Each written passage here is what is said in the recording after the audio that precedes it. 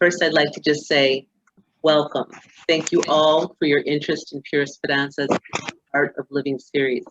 PureEsperanza is a nonprofit organization dedicated to bringing forth consciousness while educating body, mind, and soul, art of well-being. Today's topic is In the Art of Living, diving into quantum psychology. My name is Esperanza Smith. I'm the founder and executive director, a holistic educator and writer, and I'm joined today by my co-host, who is an amazing human being, a brilliant thinker, leader, and happens to also be a strategic consultant and author of the book Quantum Psychology, Rethinking Time, Space, and Interpersonal Connections. His name is Isaac Betanzos. Thank you so much, Isaac, for being here. Thank you very much, Esperanza, for inviting me. Thank you all the people that I can see joining the call now. Thank you for all of you listening the podcast after as well. I'm very thrilled of being here. Thank you. Thank you.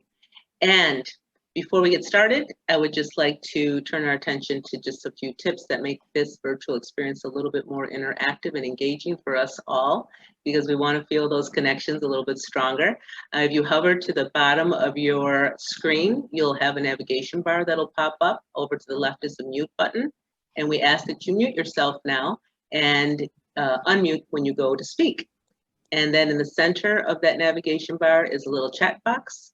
Click onto that icon and you'll have a chat box appear in the right-hand corner. And this is a great time to use it. So again, to make those connections feel a little bit stronger in this virtual experience, you can type in your name in that chat box and where you are from, city and state, if you don't mind. Now.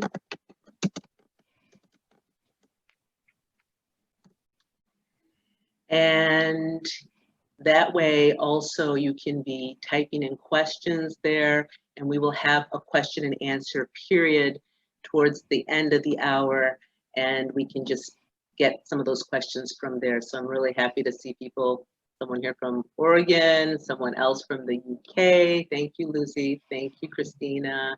Pasquala from Texas. Maddie from Finland, Yasmin.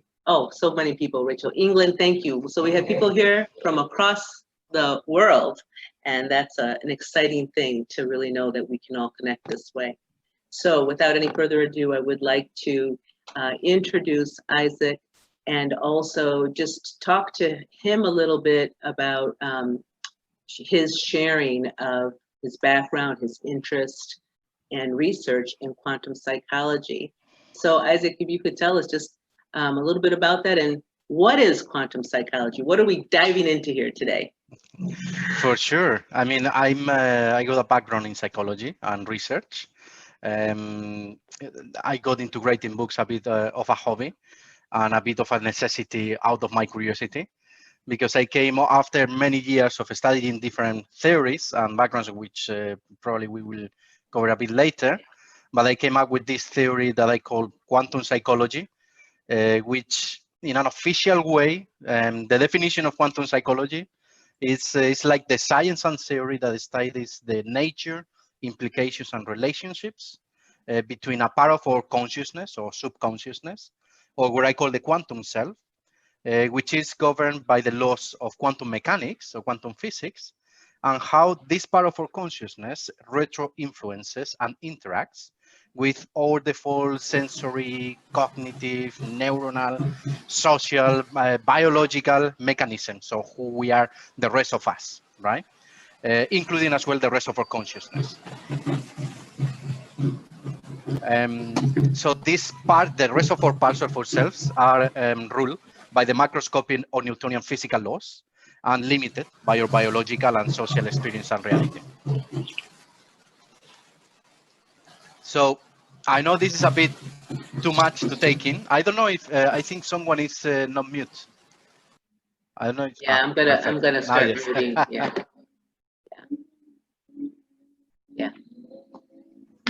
Excellent. So as I was saying, I know this definition seems a bit, too technical and all that.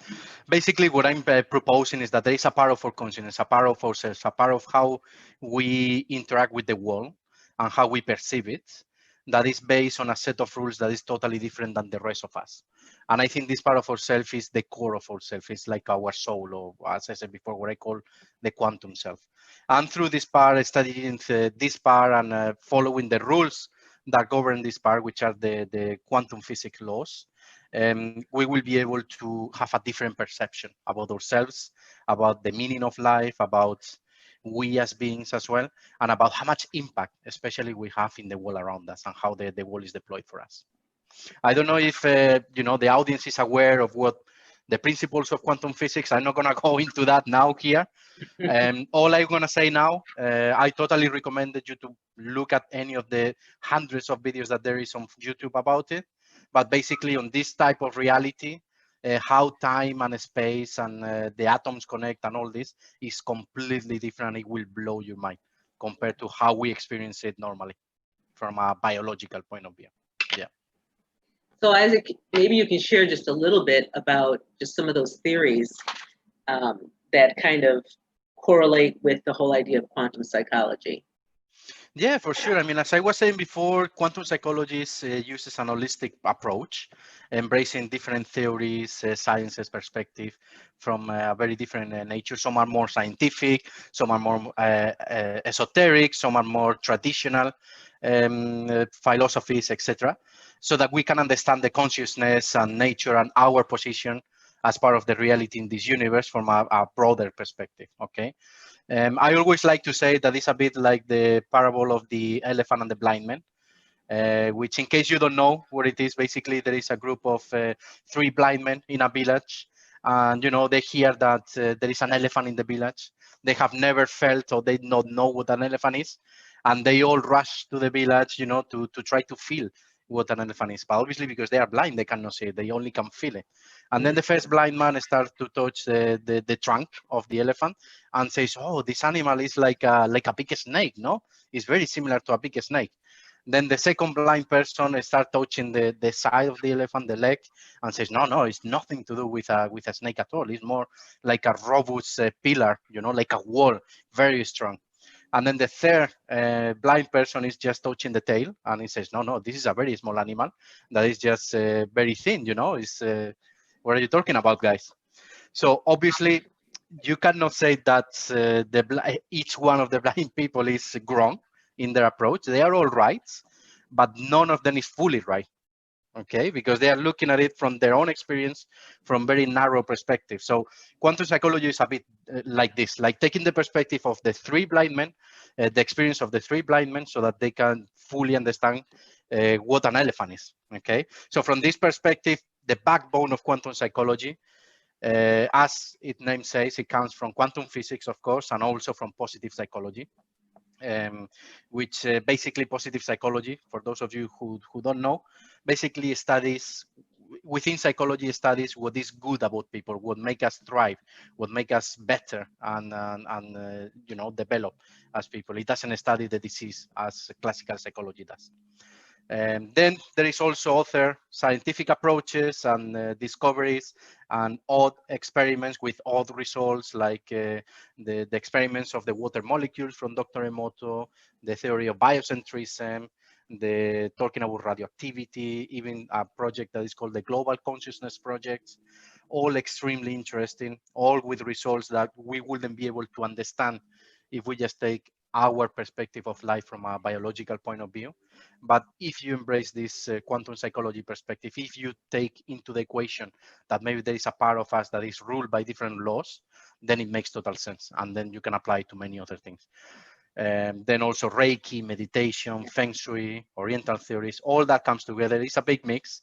As I say, I got my own master's on research and psychology. I have been many years always reading about all these topics.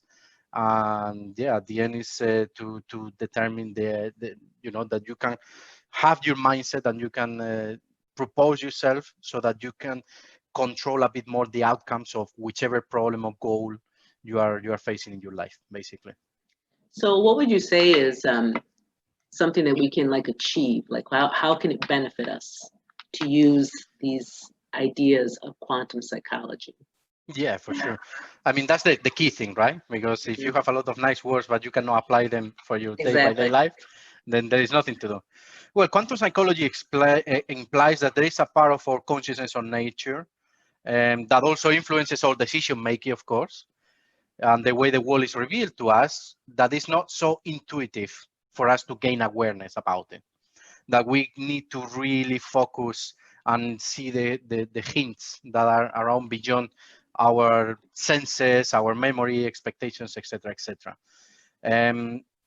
Basically, it says that our mindset and self-perception of control over our lives has a tangible and measurable impact in the way our reality deploys to us. It's not just the good thinking, you know, they all say, if you think good, then good things may happen to you, the law of attraction, all that. It takes it a step further, putting into equation the scientific factor of quantum physics to better explain it and to better understand why these kind of things happen. Because in order to make the best decision possible that we can, or to succeed in whichever personal or professional goal you have, you need to train and be in touch with this part of your consciousness as well. You need to empower this. Because as I say, the laws at this level of reality are different and more flexible than what we experience from a biological perspective. And you can expand your limits this way as well. You can be aware of things that normally you wouldn't be aware. And, you know, and with your quantum self, and which is a basic ingredient of all of us, is at the core of our existence, what differentiates us from inanimate beings, we can uncover it from different perspectives, is to see the potential that we can fully explore from here. So quantum psychology, from my perspective, is not so much about giving you guys definite and inflexible answers. It's not about telling you, yeah, if you do A, B, and C, then D is going to happen for sure. It's nothing like that. It's more about, you know, just pointing out there is a part of ourselves, there is a level of awareness that we need to reach in order for us to be able to ask the right questions. And these right questions, so that we can solve our problems or reach our goals, will apply only to us. So there is no one that will be able to tell you these answers. You will need to find them, and you will need to find the answers that apply only to you, basically. I thank you so much for that, Isaac, because I think that one of the things that intrigued me at the very beginning was when I had asked you to be a guest blog writer or to share your article about quantum psychology. There were so many things that resonated so deeply with a lot of the work that I've done in my own life. And I do come at it from more of a spiritual experience and from being maybe more focused in those areas of my life. That's the way I was wired.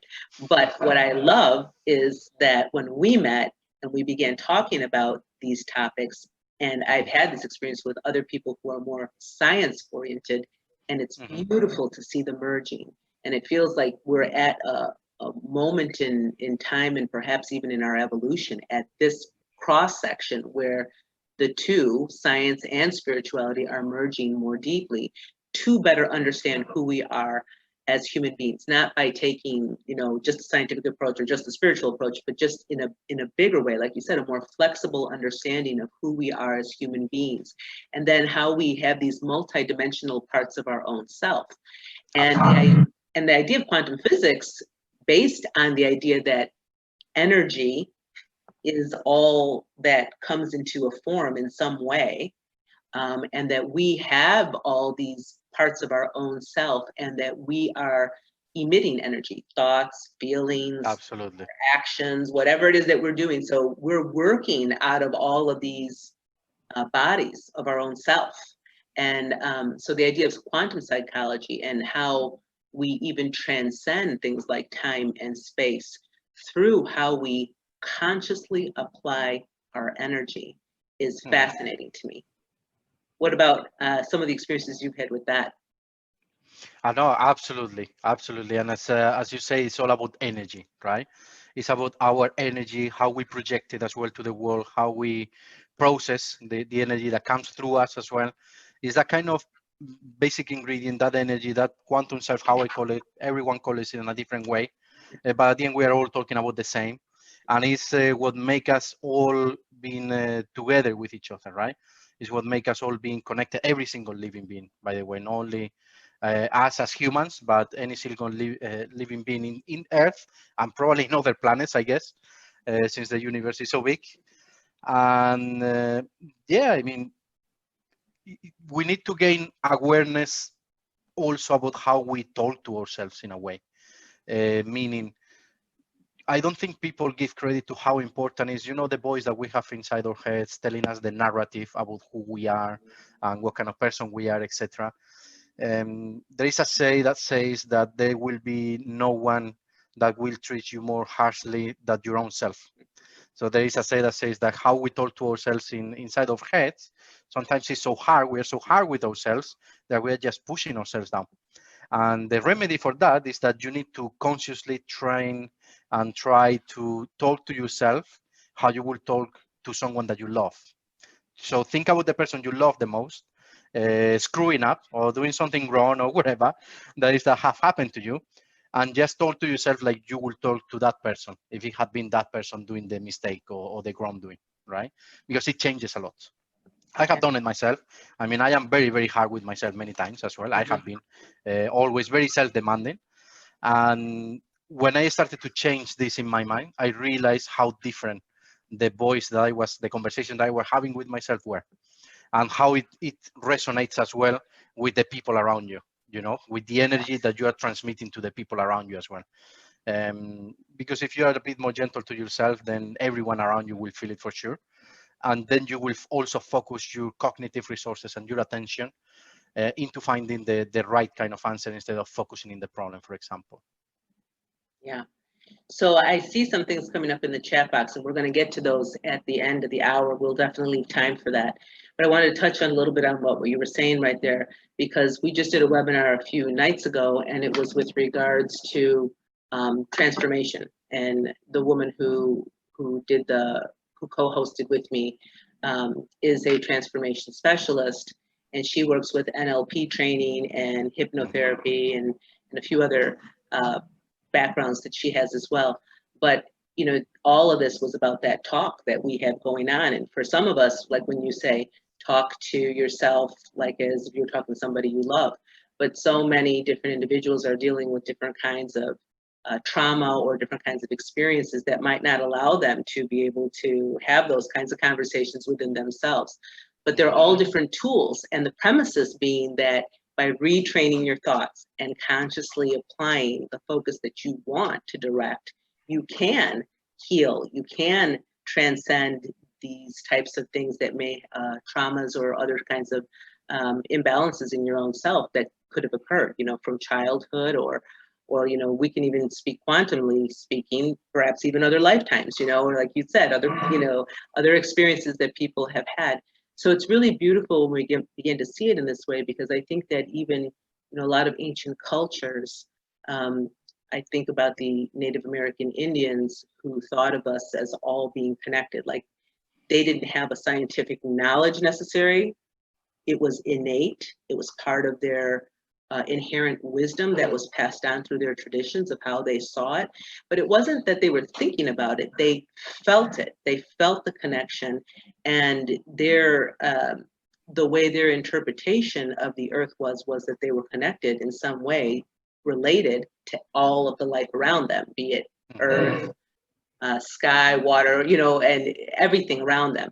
So it's really beautiful to see it expressed in this way, but also to be able to find the ways we can utilize this for our own interpersonal connections. Because here we are, you know, perhaps hundreds of years later, evolving still as human beings, and time not being linear, but maybe thinking of it more as a circular, right, and dimensional, and being able to tap into these ways to do these kinds of healings, to do these kinds of interconnections. Because I really do believe, for me, it's always been education is synonymous with healing, and there is a continual healing that's going on. That's an awakening, sort of, for all of us, remembering. Absolutely. Absolutely. I mean, like I always like to exemplify it as well. It is very hard to gain this self-awareness. It is very hard to change the ways that we are psychologically for all this. But I always say this is like going to the gym, guys. It's like if you want to have a nice body, you know, for the summer or wherever it is that motivates you for, you have to go to the gym. You have to go at a good diet. You have to be persistent. You have to go to the gym, lift the weights, suffer it, really change your way so that you can achieve it. This is similar, but instead of going to the gym for your body, you are doing it for your mind. So you are going to a gym for the mind. Let's put it that way. Right, right.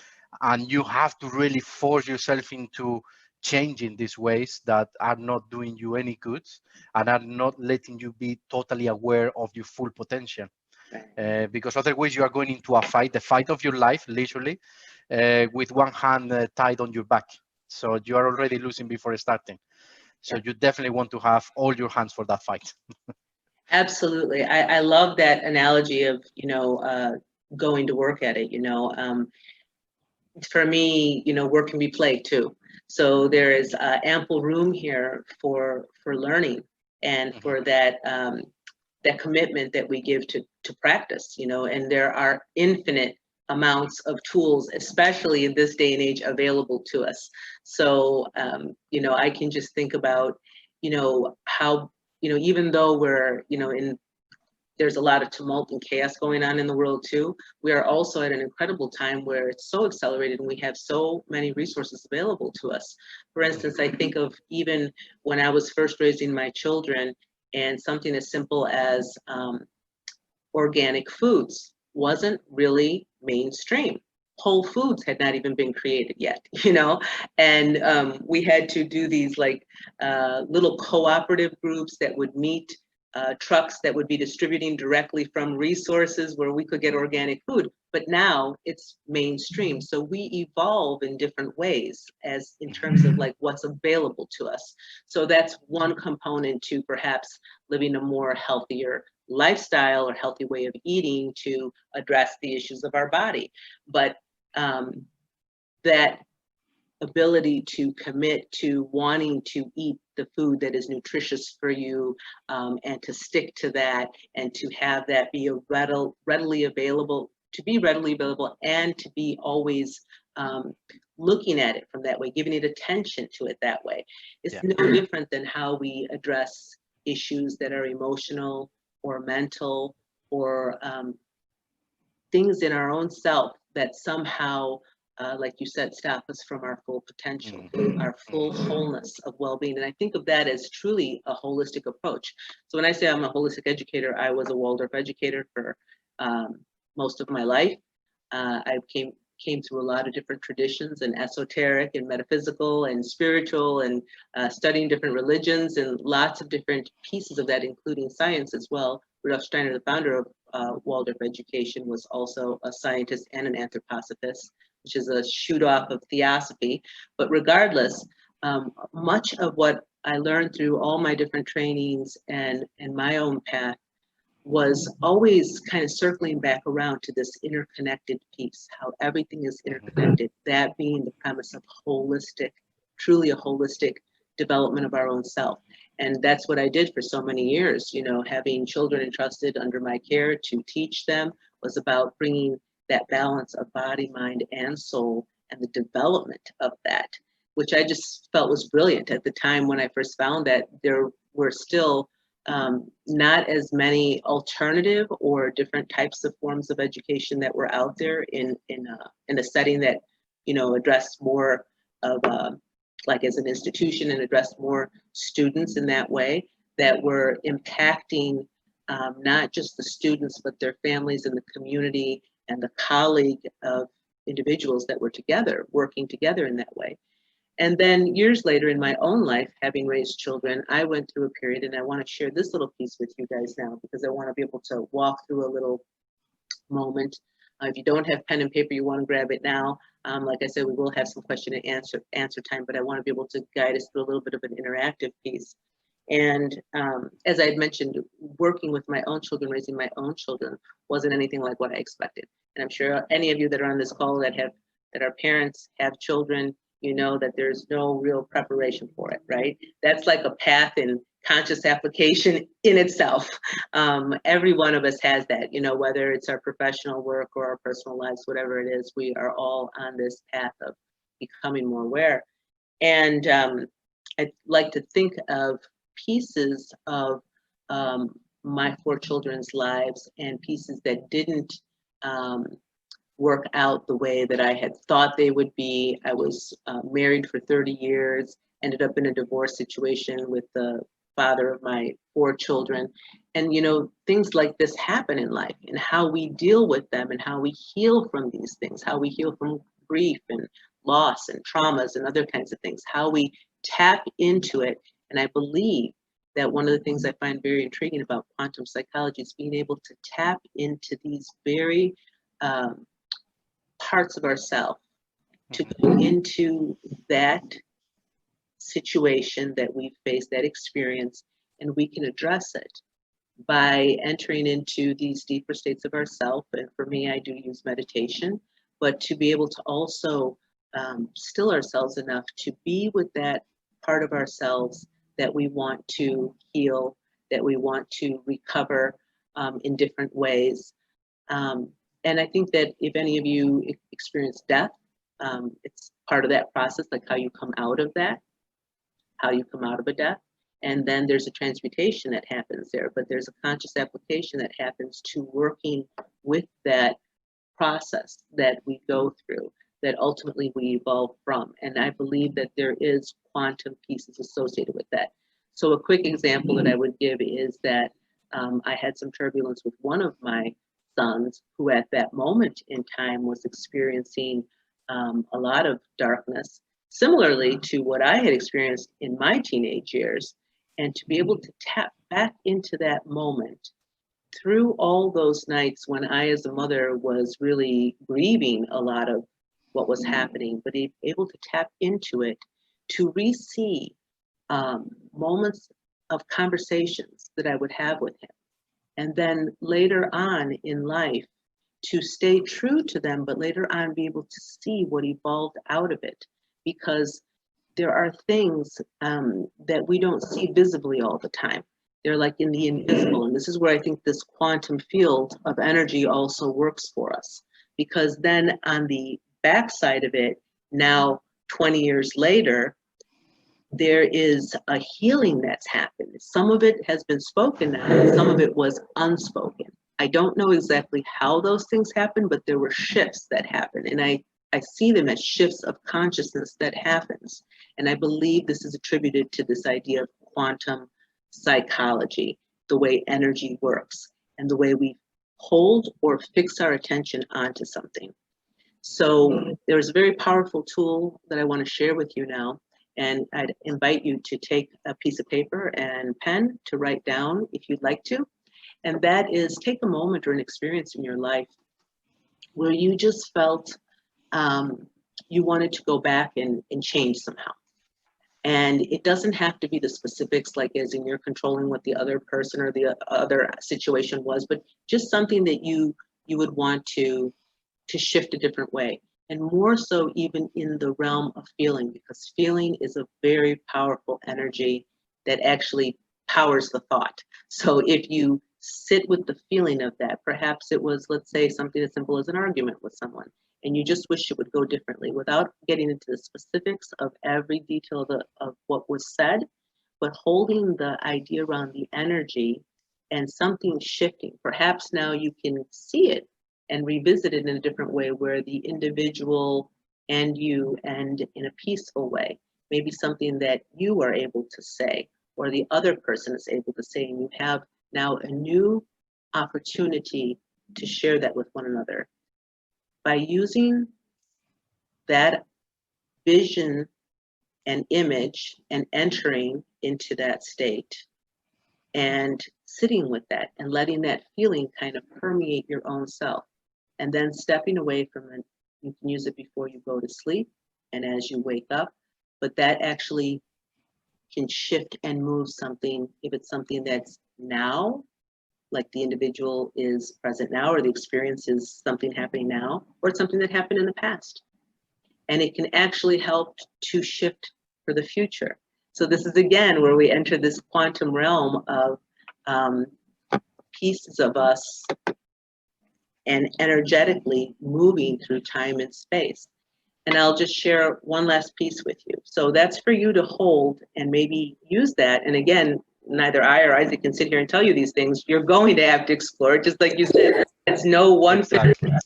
You're going to have to delve, and you're going to have to get in there and do that work and that play and that learning and all those things and experience all those different feelings.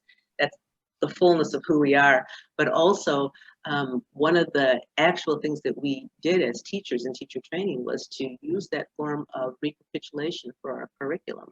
So we would actually have the students retell the stories, right, that they heard the day before they did any writing or anything like that. They would recapitulate the events, and they would use the power of their imagination. Two pieces that are so important for what we can do, to actually write pieces into what they were learning.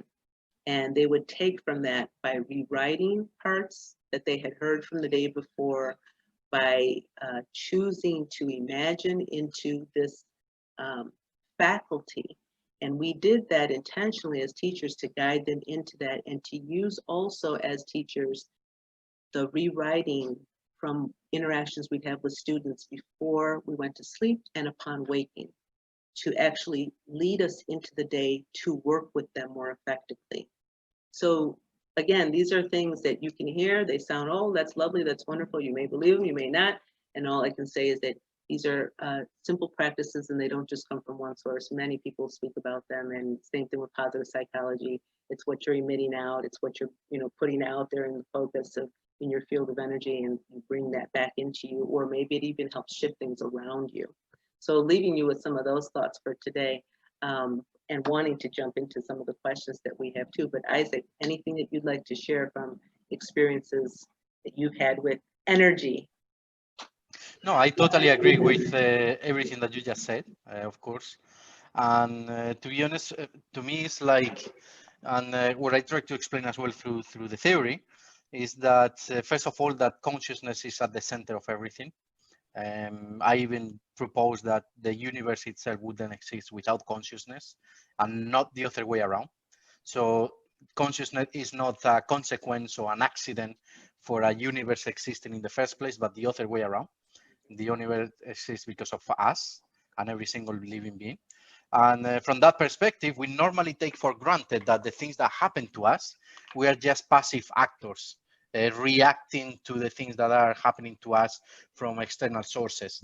Obviously, in some extreme cases where very bad things or very life-changing things happen to us, we are maybe not going to have as much power or control over other things that where we are fully in control. But even in those cases, we still have some degree of control, at least of how we deal with the problem or with the issue at hand. And how we are going to interpret it in our mind, how we are going to word it as well, et cetera, in our mind is going to impact what happens next. Because again, everything starts from our consciousness. And then that impacts the world, how it's happening around us. That impacts the way we are going to perceive things. That impact the chances we are going to have to find a solution, or finding people that will be able to help us, or finding the right tools to do so. Is how we shift and how we calibrate our mindset towards it. So what you say is totally aligned, and I think it's very true. Obviously, again, many times it's much easier said than done. Especially when emotions are involved, because emotions are by definition against any logic. But again, it's like going to the gym, guys. It's not easy, but no one is going to go to the gym for you.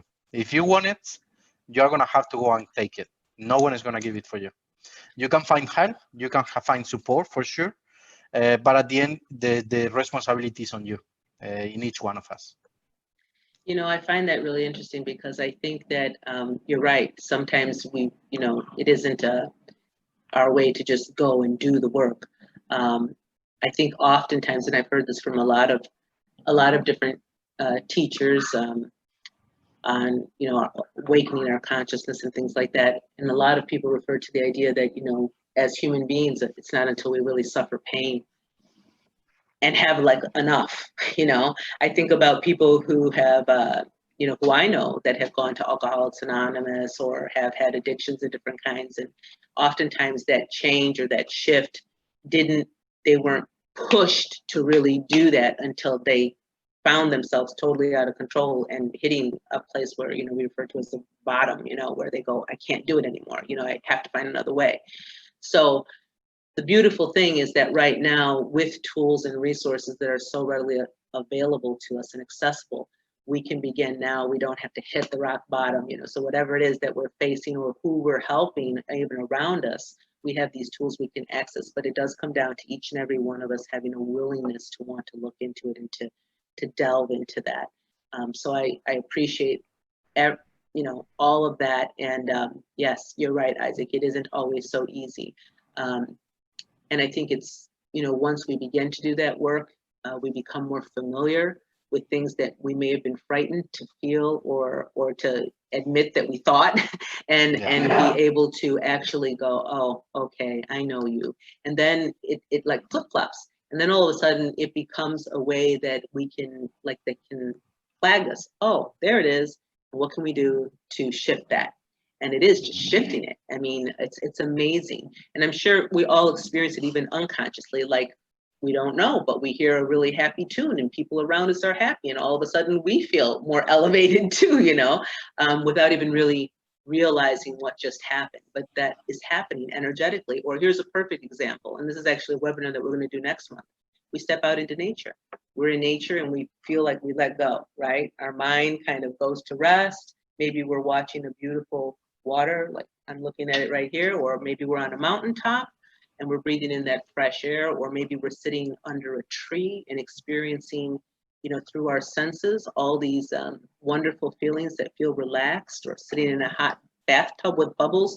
But these kinds of experiences shift us energetically, and it's that quick, even help us feel better. Like, I know for myself, I've felt really down at some points in my life, and the sun was always an instant way that I felt better. It felt like I got wrapped up and, you know, warmed up somehow. When it's unique, it's customized for each of us, but all of us have had different experiences that allow us to feel what that well-being is, what that place inside of us that where we feel centered, more calm, more at peace. And from there, we can really navigate and even create life in a much more fulfilling way. So I want to jump into some of these questions that you might have. And again, you can use your chat box. I'm so thankful that you're all here today and present, and you have this interest. It's always so hopeful to me to think about people all over the world that are, you know, engaged in this way and ready to do this. Yeah, so that's beautiful. So I see here that somebody mentioned meditation, and through it they stumbled into astral travel, don't understanding it fully, but they know it happens, and it feels like an expansion or on their view of energy.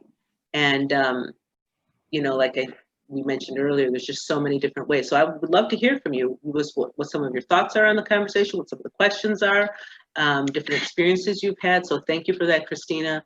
And Sabina, I see here, our emotions impacted, you get conscious by observing them. Absolutely. If you're familiar with Eckhart Tolle, he always speaks about be the observer. Observe yourself being the observer.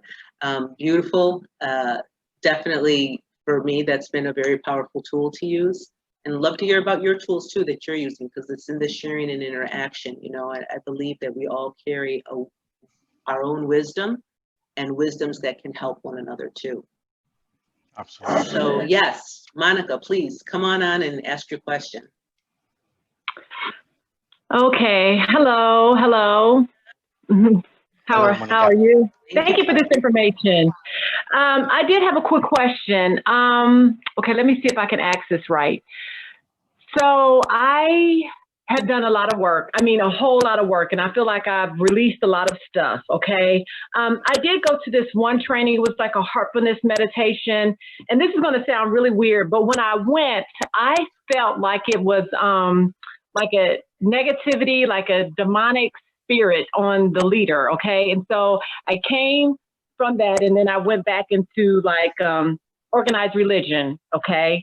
But now I'm being drawn back to this work because I know I've done a lot of healing in that. So I guess I don't know what I'm even asking. I guess I'm trying to get permission to come back into this way of learning. But I'm torn because it's like, do I need to believe that Jesus died on the cross for our sins? But I want to go back to that, but then I have that experience. So I know that's a lot that I just said, and I hope you could follow what I'm saying. No, absolutely, absolutely, Monica. Thank you very much for sharing your experience with us. And of course, I mean, I think everyone experiences sometimes where you just meet someone and you don't like that person, even if there is no reason yet, because you have just met that person, you can feel it. And the other way around, there is also times as well where you just meet someone and everything clicks, and it's like if you both knew each other for a long time, and you feel that synchronicity between both of you, that connection, etc., etc. And I think that's the beauty of it. And I think that has to do a lot with the first with the compatibilities that everyone has only with certain people more than with others, but also it has to do with the energy that you project about yourself to the world, like we were talking before. And a lot of that has to do with how much awareness you have of it as well, or how much awareness you train to have of it as well. And then from there, everyone has to have their own beliefs. Everyone has to be to find their own answers. Some people will find that answer through religion, one religion or another. Other people will find it through spiritually. Other people will find it in themselves or in other people they know, etc., etc. At the end, that's the beauty of it. There is no one answer for every question. There is only one answer for you. And it is our job and our ultimate goal, in my opinion, in life, to find the answers that apply to you, and to find to fulfill your best potential, wherever that means for you, in the best way that you can. Because being successful for you may be something totally different than for me, for example, or for another person. And that's the trick of it. You need to be happy and satisfied with how you deal with your life, how you project yourself, and that narrative that you have inside your head, talking to yourself, of who you are to this one, basically. And everyone around you will feel it after, for sure. Yeah. Monica, thank you for asking that question. And I appreciate other people reaching out and sharing that with you. I don't know if you saw that in the chat box, but Jackie had mentioned that. And yeah, that's so much courage, and I think that's it takes so much courage to do this work too. We have it. We have the ability to do it, but it takes courage to face all those different sides and parts of ourselves, to be real with it,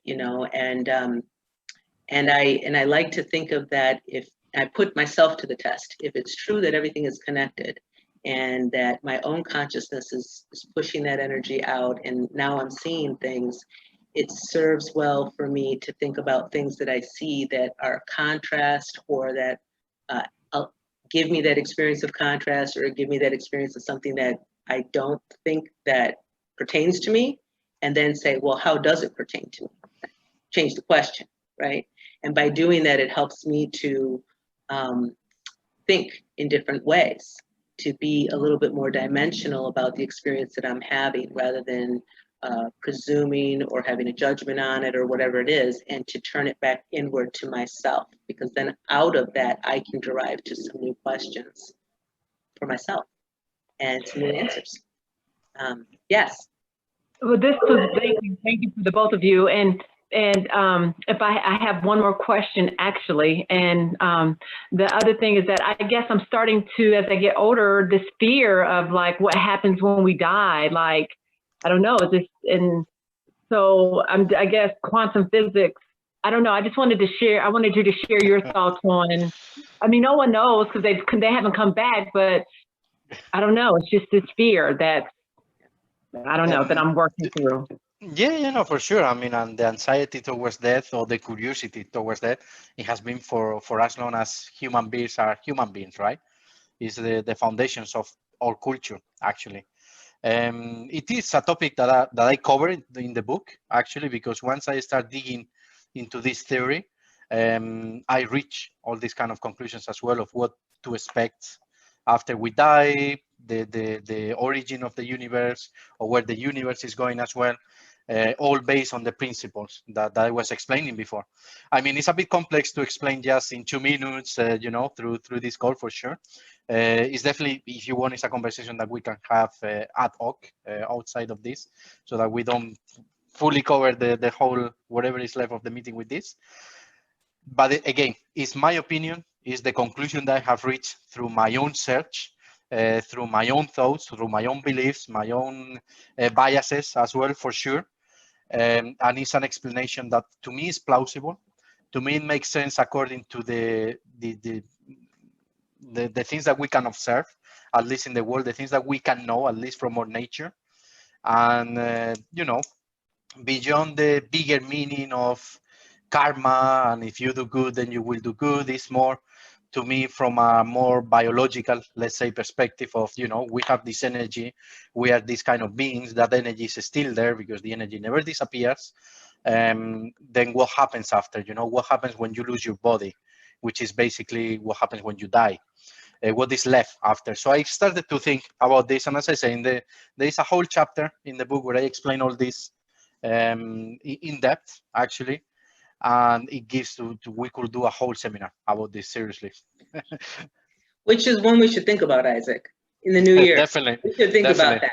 That would be wonderful. Monica, I would just like to share with you that I do believe that, you know, like Isaac has talked about, through my own experiences with death, and in my experience of life, I've had 7 pronounced deaths, 2 that were part of my parents crossing over, and others that were symbolic and metaphors for my own life and what was coming into my awareness.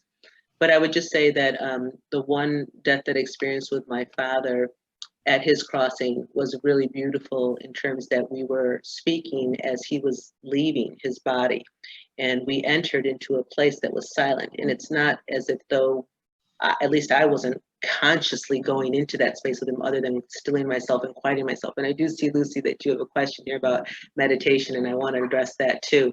But in this moment, I don't know if it was really meditation or just that I entered stillness. I was still younger. I was in my early 20s at that time. But my father had, and still does, has shown me so many different things. He has been one of my teachers, and he works with me energetically. And at that moment in the crossing, we had a conversation. We were both still. He was in his physical body, not able to move or really speak, maybe just utter a couple words. I was in complete stillness and quietness, but we had a whole conversation, and it was telepathically, where we were talking like I'm talking to you.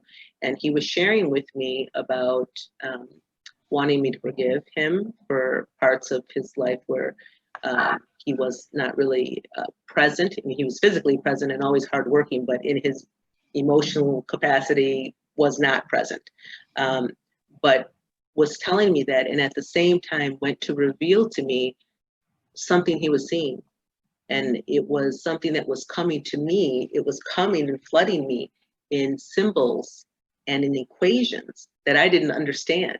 And suddenly I felt like a curtain go up, and I heard it, and I know he stopped, and I said, "You can't tell me that." Like he couldn't bring that from where he was getting that information or sourcing that from. And I said, "You can't tell me that, and stop and save your energy," is what I told him, because he still had to say goodbye to my other 6 siblings. And then it closed right there. But that image and that experience energetically of what happened, I can still tap into to this day by becoming very still. And he is present with me. And I'm sure many people here on this call have experienced people that have already passed on. They feel like someone that, you know, they were close to maybe is still with them or guiding them, or maybe they feel suddenly like, you know, that warmth or comfort, you know, when they are in a moment that they are looking for strength or courage. But he's one of these people. And there are others that I connect with that way. So I do believe that something, whether it's we're here physically seeing it or we are not, but we're sensing it from another dimension, is very possible. And I think that energy does transfer. And I know right now I'm preparing as a grandmother to be present for my grandchildren energetically in that way, and to be with them. There's a beautiful children's book called Matthew's Meadow, for any of you that are ever looking into that or have children yourselves. And the farmer as a man goes back and tells a story as a child, connecting his grandmother as the bird, the hawk that would come to visit him every year at blackberry time. And that's how he learned to do things like taste the soil and know if it was good for growing, or understand what the snowflake sounded like falling, to hear the language of the earth around him. It was through his grandmother, and he was a farmer later on and utilized all those skills that he didn't know he had tapped into, but his grandmother gave him. So I do think, those are just some thoughts for that idea about death and, crossing over and how that works. I wanted to touch base here on what Lucy was talking about with other ways to access deeper consciousness apart from meditation. I think that there is infinite amount of tools and we all have different experiences. So starting off with you, Isaac, do you have any tips on that? Yeah, for sure. I mean, and thank you very much for sharing the amazing story. I mean, and yeah, it does happen that you can be in touch with someone that is not present in the here and now. It does happen when the connection is strong with someone. I truly believe that that's one of the fundamentals of quantum psychology theory. The part of interpersonal connections in the title of the book relates to that. How when you are connected with someone, you are going to break the barriers of time and space, just like in quantum physics, it happens as well.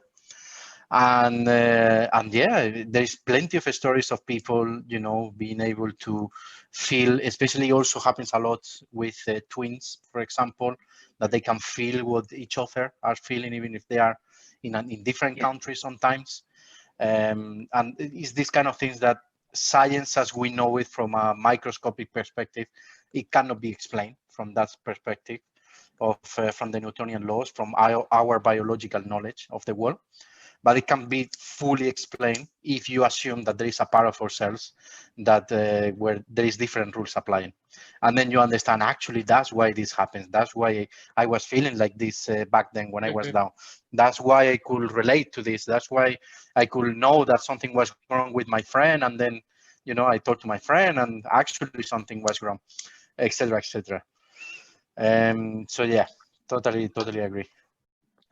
So with regards to entering that deeper state of consciousness apart from meditation, I would say explore the different ways where you feel yourself enter into a shift in your own consciousness. One thing that for me that I used a lot was I love to dance, and I never danced to be the trendy dancer. For me, dance was always a movement because I could perceive into the music, and my body felt like it could move to the waves of how the music felt, and that's how I would express myself. And in those spaces where I would be moving in that way, it was so like it's a high, it feels wonderful. And I do believe that is somehow entering another state, a deeper state of consciousness. So like I said, I do use meditation, but I use dancing. Nature is so powerful for being able to do that. If anybody's ever experienced sitting on the top of the mountain and you're looking out over vast wilderness and you feel that smallness out there in this multitude under stars or whatever that might be, those are all different ways that we can access it. And there's so many more, so that's absolutely. Yes to your question. Yes, there are many more ways. Isaac, do you have anything on that? Yes. And thank you, Lucy, for the question. I have to be, sorry? Do you mind if I just add to it? Sure. Go for it. Because I feel very in tune with myself through nature, through dance, through all of my senses. I'm very in tune. I have been always, I think, very lucky. But I think sometimes getting to a deeper consciousness, sometimes I'm not sure I'm taking the right path, or there's a blockage, and I think that's what I'm trying to get at.